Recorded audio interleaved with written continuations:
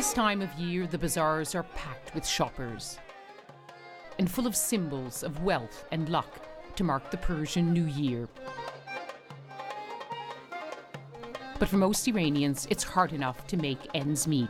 In some cases, prices have tripled.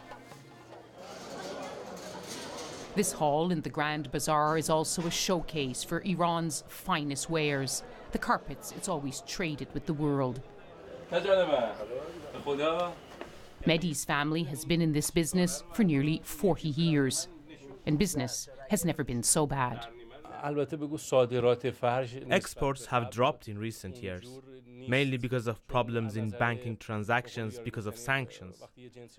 It's not easy to sell an item and get your money for it. And of course, the other factor is not having enough tourists here because of recession in Europe itself. In some ways, Iranians are facing problems experienced by people in many places. High prices, low employment. But fixing the problems here is a lot harder because they're rooted in something much more fundamental. And it means resolving the decades-long strains in relations with the West.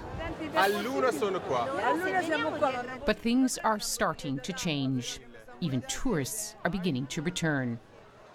Were you worried about coming? A little bit, but we heard of a lot of friends, Iranian friends of us who are living in Germany, that it should be safe to come here.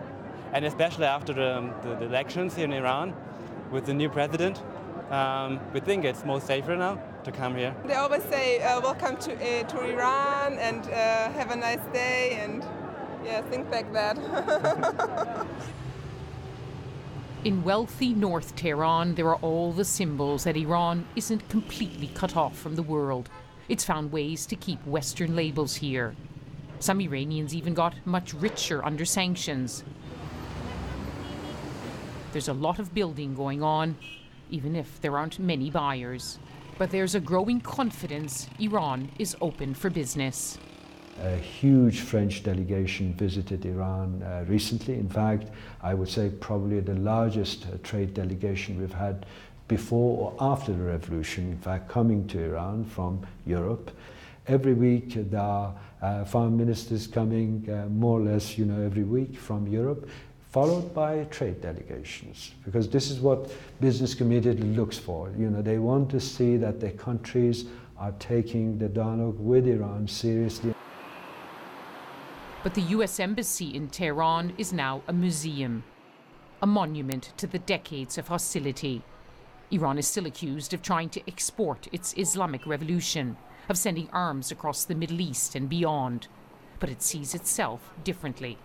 Iran is very happy to stand where it is as a part of an axis of resistance, in the sense that it is determined to remain independent and to keep its sovereignty and to oppose any form of foreign hegemony. But on the other side, I think that this is not in conflict with the notion of greater engagement with the whole of the international community, and in this case with Western powers and Western governments and Western institutions. It's Islamic Fashion Week in Tehran.